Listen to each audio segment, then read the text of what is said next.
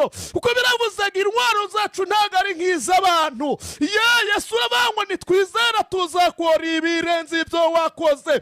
Aradobevo elaza nome winima alalasa nostifo nitwa Peter nelos nta mozo me folasi fo nedrai pela odasi fo edos Imana ya nome eno sima odas baragana amavuta. Haleluya.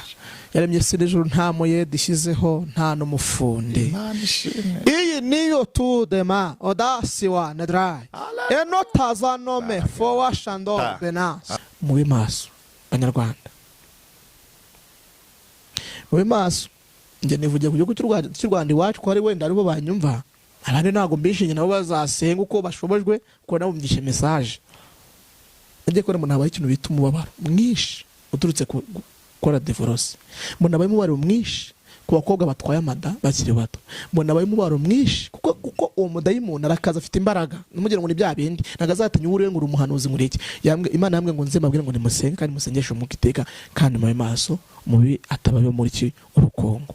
Mana yacu kuba amasakari buze kuzamo ibiryonyi ntabwo uri buze kurenganya nyiri umurima kuko afite abagaragu yashyizeho bazacunga umurima.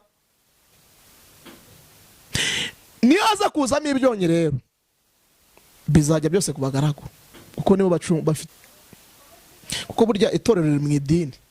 Mbibutse itorero riri mu idini kuko itorero ni rya Kristo ariko idini ririna idini. Icyo akoze mu idini harimo itorero. Yego muri iri dini rero numvishe umuntu avuga ngo nta dini rizabura umugeni. Ari nyinshi cyane. Mbona no mu Rwanda iyo kamera haje. Yes, reka tubasuhuze mwebwe mudahema kubana natwe uko bwije nuko bukeye. Ubwo ndavuze ngo ni kuri Betfag TV dusuhuje inshuti zacu abari hirya no hino ku mpande enye uko zigize isi, abari mu Rwanda, abari hanze y'u Rwanda, mwese nimugire amahoro ya Kristo kandi umucyo w'iteka urushaho kurabagiranira kuri mwe mu izina rya Yesu Kristo. Tubasaba mbere na mbere gukora subscribe, share, comment, link, musangiza bene data kugira ngo ubutumwa bwiza nkuko Uwiteka abacisha ku bakozi b'Imana bagiye batandukanye kuri Betfag TV bijye bageraho ku gihe. Uyu munsi rero twongeye kugira amahirwe akomeye cyane yo kubana n'umukozi w'Imana. Ndumva ari nk'ubwa kabiri tugiye kubana kuri Betfag TV cyangwa se gatatu. Yego. By'ukuri mukozi w'Imana twongeye kuguha ikaze kuri Betfag TV. Twaragukunze kandi dukomeje kugukunda. Karibu. Yego murakoze cyane. Hanyuma nk'umuntu ubonye ari ubwa mbere kuri Betfag TV. Amazina yanjye ntagirutse Maniriye. Hanyuma ndi umugabo, mfite madamu n'abana. Ndi umukirisitu, ndi umunyamasengesho. Cyakoze ntabwo ndi pasiteri, ariko bazanga nabyo nzamuba ntawamenya. Bajya banakwitawe. Ariko bajya banyitawe. Sawa, Imana ibaha umugisha rero. Nanjye ndi umwe Yesu yagiye mu bo yagiriye ubuntu. Mbonetse kuri iyi kamera yo kugira ngo tuganire. Amen. Uri umwe mu bo Yesu yagiriye ubuntu. Yego. Elia, amakuru y'imezi. Ni meza. Urahora komeye? Ndakomeye ndakoma rwose. N'umuryango. Rwose. Imana ishimwe. Itorero rimeze gute? Itorero? Uranyibutsa ni Iramiro TV. Chano yanjye. Nkorera umurimo w'Imana kuri chano yitwa Iramiro TV. Dusabe abakunzi ba Betfag TV mugere ku Iramiro TV nanone ku subscribe, share, comment, link musangize bene data kugira ngo kweri kabisa kuri Betfag kuri Iramiro TV hari ibintu byiza, ijambo ry'Imana, abahanuzi bagiye batandukanye bavuga butumwa muhagere kandi murushaho kubikora kandi Imana irabaha umugisha nkuko bisanzwe. Reka rero tutavuze byinshi tukwakire tuguhe umwanya utangira usenga noneho utugezeho iby'Imana iguhaye kutugezaho. Uyu munsi dufite amatsiko, dufite inzara. Abakunzi ba Betfag TV tuba tushishikajwe no kumva abakozi b'Imana bagiye batandukanye. Karibu tuguhaye ikaze. Imana ifite imbaraga, Imana se umwami wacu Yesu, Imana jambo ijambo ibintu byatujambije, Imana rutura ituye muri twebwe, Imana rimwe isi n'ijuru niyo twari duhamagaye kugira ngo izibane natwe. mwuka wera w'Imana azatuyobore, kuko mbwirije Imana idahari naba mbwirije ibyanjye, senze Imana idahari naba nisenze, ndetse nome tope wa shala wili hone wane grome pewane manda zala dobe wa shalas. Twari twinze Imana kugira ngo izidushoboze. Mana undinde kwishyira hejuru no kwihimbaza, ahubwo izina ryawe ryo himbazwa kandi rihimbarizwe hagati muri twebwe. Hanyuma Kristo unyemerere sinze kubura, ahubwo ugaragarire muri nge, mubere mikoro wirangurije. Cyo dukwisasine ba demoni bandabimenyereye, daimoni wa kiroso, daimoni rupinzi turamumenaguye mu izina rya Yesu. Tangira natwe zo gusuzanya natwe, tubyambaje twizeye kubwawe Yesu Kristo kiranuka apfuye mu kazuka. Amen. Karibu tugwaye ikaze. Hanyuma murakoze cyane, muri yangana ntago nyine ndi mu mwuka wo guca bugufi cyangwa se gutuza. Ndashaka ijambo dusoma Imana intumye ko bari mu Rwanda, bari rwota amasimbi hanze y'u Rwanda. Ndashaka teza kuganira ku ijambo ry'Imana, ariko ni ubutumwa Imana impaye kugeza ku isi yose, kuko ndizera ndashidikanya ko ubutumwa dutanga ntabwo bugarukira mu Rwanda gusa, ahubwo no hanze y'u Rwanda burahagera. Hanyuma rero tujye gusoma ijambo ry'Imana muri gutanga ubutumwa. Reka dusome ijambo ry'Imana dusanga mu gitabo cya Matayo. Turasoma ubutumwa bwiza bwa Yesu kuko bwanditswe na Matayo, ibice 13 umurongo wa 24. Havuze ngo iki? Haravuze ngo umugani w'urukungu n'amasaka. 24 havuze ngo iki? Ni titire cyangwa se teme cyangwa se umutwe w'ijambo bitewe n'uko bivuga. 24 haravuze ngo nuko abacira undi mugani, aravuga ati ubwami bwo mu ijuru bugereranywa n'umuntu wabibye imbuto nziza mu murima we. Nuko abantu basinziriye, umwanzi araza abibamo urukungu mu masaka, aragenda. Nuko amaze kumera no kwera, urukungu narwo ruraboneka. Abagaragu be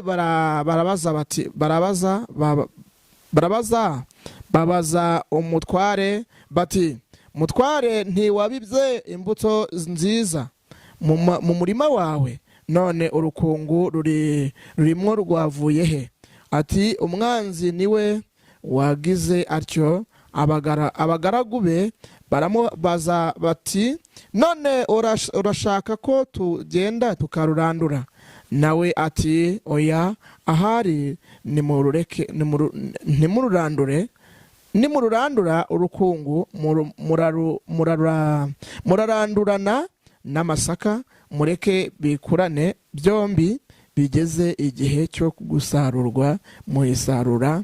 Nzabwira abasaruzi nti, mubanze mutoranye urukungu, muruhambire imitwaro, rutwikwe, maze amasaka muyahunike mu kigega cyanjye.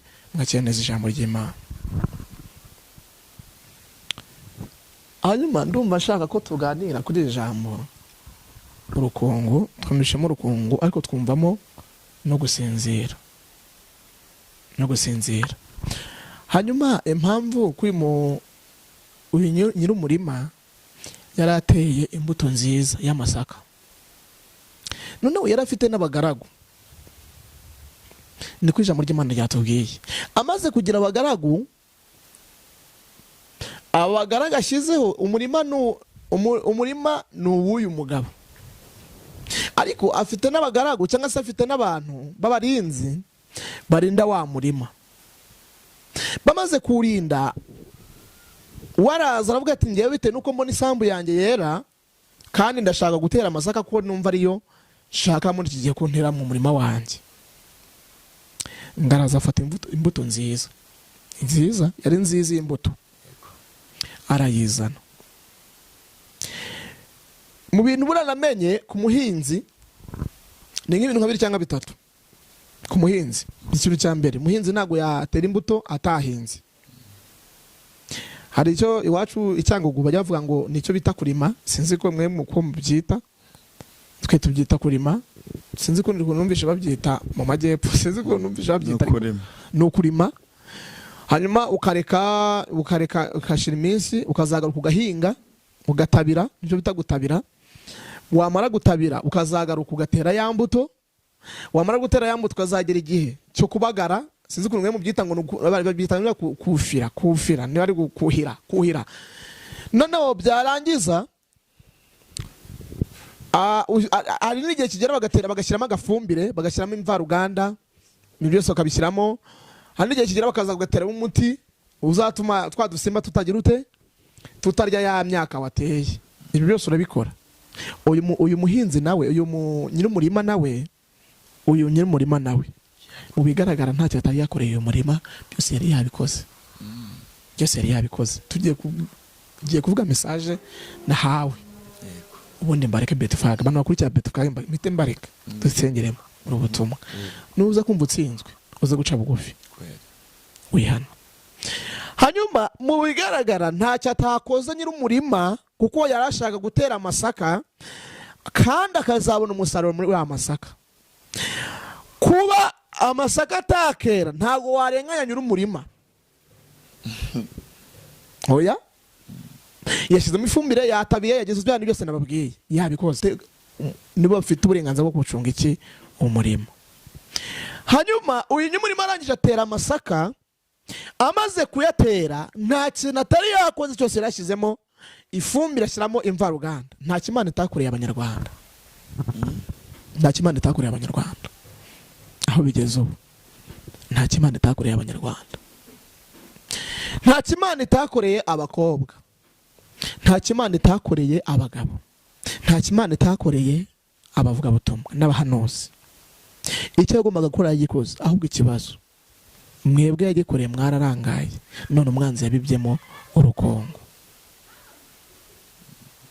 Mwebwe nta kimana itabakoreye, ahubwo nyuma yo gukora imirimo yayo abantu barasinziriye. Umwanzi none yabibye urukungu, yabibyemo urukongo. Nibyo byandi byose turi kubona, ingaruka turi kubona ziri kuvamo niza ziri zo kumupasitara azagurukira undi akamurwanya. Nizo ngaruka. Ubundi turi mu murimo umwe, rega ni umurimo umwe. Nose bibiri vuze imirimo ibiri, ntago ari imirimo ibiri. Ikibazo ni uko nyine mwebwe habaye icyo bita gusinzira. Gusinzira murahonekera. Iyo umwanzi Satani yabibyamo urukungu, rero ikigirwaho n'iki, habaho icyo bita kuryana. Kandi baba batewe, amara guterwa nabo ubwabo bakitera. Ubundi nta dini, nta torero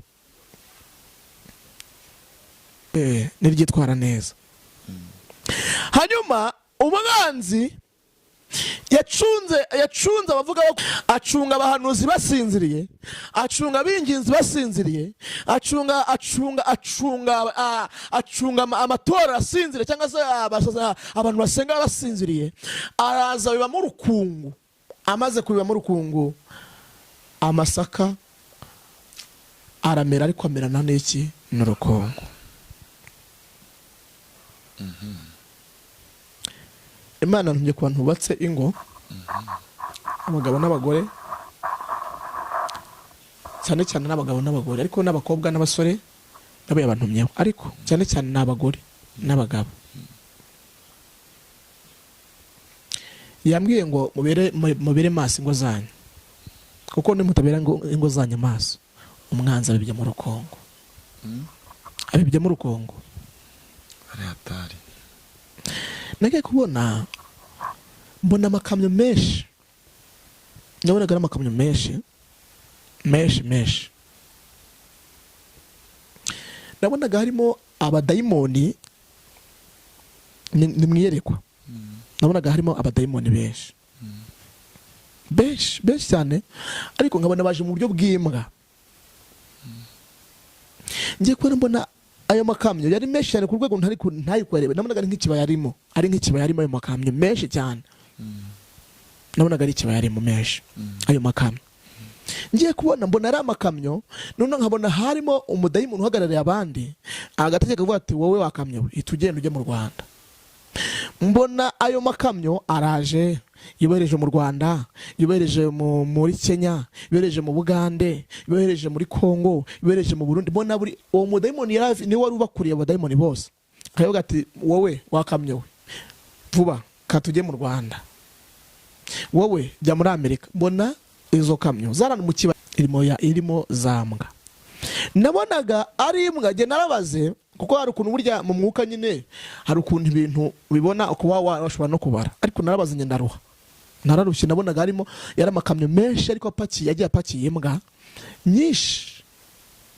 Ijwi ry'Imana rirambwira muri izo nzozi, rirambwira ngo nzaze mbwira abantu ko wenda igihugu cyacu wenda reka bice nivugiraho mu Rwanda, ko ahandi ho ntago mbishingiye, nabo bazabage bifashe, ariko nabo bumvireho.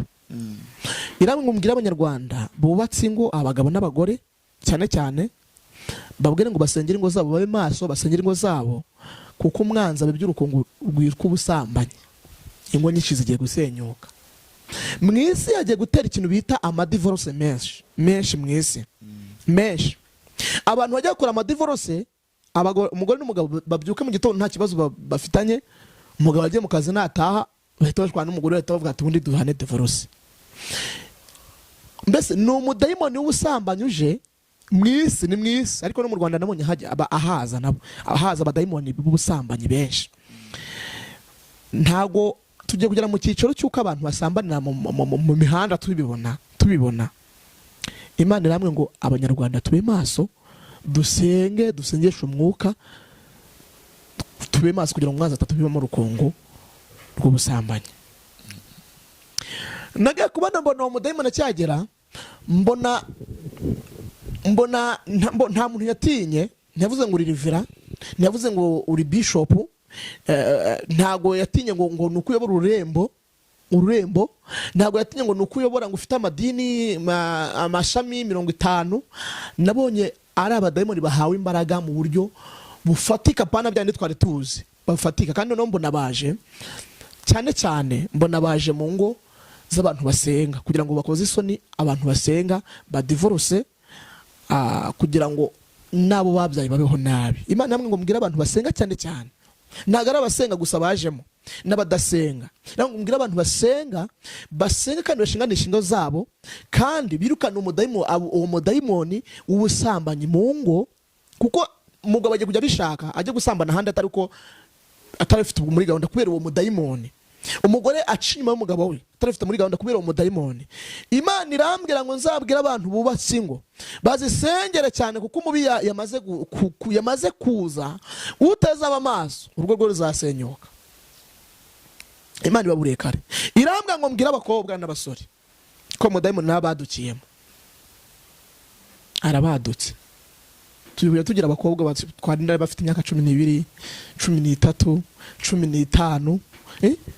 None bamwe ijwi ry'Imana ryarambwiye ngo bamwe, kuko nabo nagiye kubona mbona bamwe b'abakobwa baguha nicyo cyago cy'ubusambanyi, nkabona batwaye amada kubyangana bikabananira bagahita biyahura. Abasore nabo kuko bateye amada batabyiteguye kubera kutabyangana bagahita biyahura. Imana ngo musengere urubyiruko cyane rwo mu Rwanda, mu rusengere cyane. Ubwo nabo mu Burundi bumviyeho, no muri Kongo, mu Bugande na Tanzania na Kenya bose bumviyeho. Musengere urubyiruko cyane, kuko Satani nabo ashaka guca intege cyane urubyiruko, bakajya batwara inda zitateguwe kandi bakiri batoya, ariko ari wa mudayimoni w'ubusambanyi. Irambwira ngo mube maso, mubi atabeba muki urukungu. Nyuma nagiye kubona, mbona nyuma yaho ngaho, mbona nyuma yo kohereza iyo kamyo yuzuye imbwa, kuko nagiye mbona uwo mudayimoni atunga urutoki mu gihe ahangaho akamyo we. Kandi noneho mbona mu Rwanda bahazanye abadayimoni bafite imbaraga, kuko ngo basenga, aho barasenga. Mbona bazanye bashyizemo imbwa z'ibisore zifite imbaraga, hari abo mujyaneyo abakazi baruta abandi, kuko ho barasenga, bagende babananize babacogoze mu gusenga biturutse mu busambanyi. Nagiye kubona nyuma yaho ngaho, mbona abantu benshi bari kurira, mbona ababyeyi bararize, mbona abagabo bararize, kuko nagiye kubona mbona ababyeyi rwose bararize, mbona abagore bararize, mbona abakobwa bararize, mbona habaye icyo bita agahinda gakomeye. Bamwe batanye kwicuza ngo iyo menya. Imana irambwira ngo nzaze mbwira abatuye u Rwanda ndetse n'abatuye isi yose, mbabwire ngo Satani yazamukanye intwaro yitwa ubusambanyi, nagiye kugushisha benshi, nagiye kubitisha benshi, agiye guteza agahinda aciye mu ntwaro yitwa ubusambanyi. Irambwira ngo ni maso umwanzi atabemo urukungu, kandi musenyeshe umwuka iteka Abanyarwanda mube maso. Imana iramubwira iki si igihe cyo kudamara, iki si igihe cyo gusinzira, iki si igihe cyo kuvuga ngo dore abagore beza twirongoreye, uriya amazu meza twiyubakiye isi iraryoshye. Ntabwo ari cyo gihe. Iramubwira ngo ni mu maso kandi musengeshe umwuka iki iteka. Nyuma yaho nagiye kubona nyine mbona abantu bagize agahinda, mbona bagize umubabaro, bamwe batangira kwiyahura, abandi batangira kugira icyo bita depression, indwara zo mu mutwe. Kubera iki? Kubyihangana byari byanze. Kubona umugabo asenya urugo, aragenda mu buzima bwo kwigunga. Mbona abantu bageze agahinda mu isi gakomeye, ariko gaturutse kuri abadayimoni b'ubusambanyi nabonaga Satani yoreje mu isi. Imana yamwe ngo umuntu wese usenga asengere urugo rwe n'abana be, kuko hagiye kuba ikintu gikomeye. Abantu bakajya batwara inda bafite imyaka 12, batwita bafite imyaka 12. Imana yamwe ngo dusenge. Ndumva nshaka ko dusengana. Message nahawe neyo kuza kubabwira ngo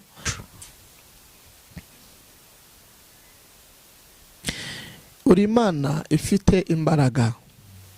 Kuva isi yaremwa ntago wigeze wahinduka habe na gatoma.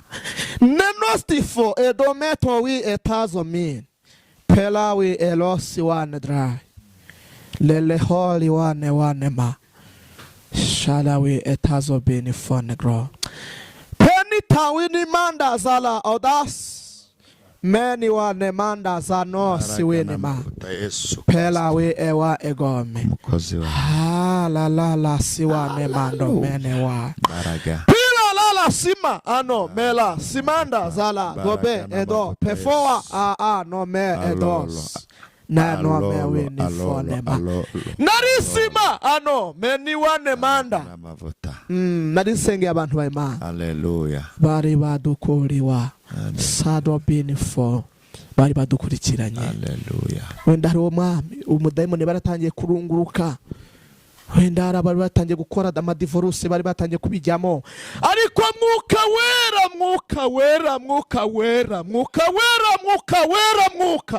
nome dobe vonema hello belo zanome wane tasome odasi mando mewa mandiko titi talala sina mando meno pefo washala dobe eno menos. Narimvuze ngo mwuka baragera kuri abantu batangiye kujya mu madivorce. Wongera bubake mwami, bereka ko gusenya urugo atari byo bizima, ahubwo wongera bareme imitima mishya. Yabari umugabo muri imitima mushya n'umugore muri imitima mushya.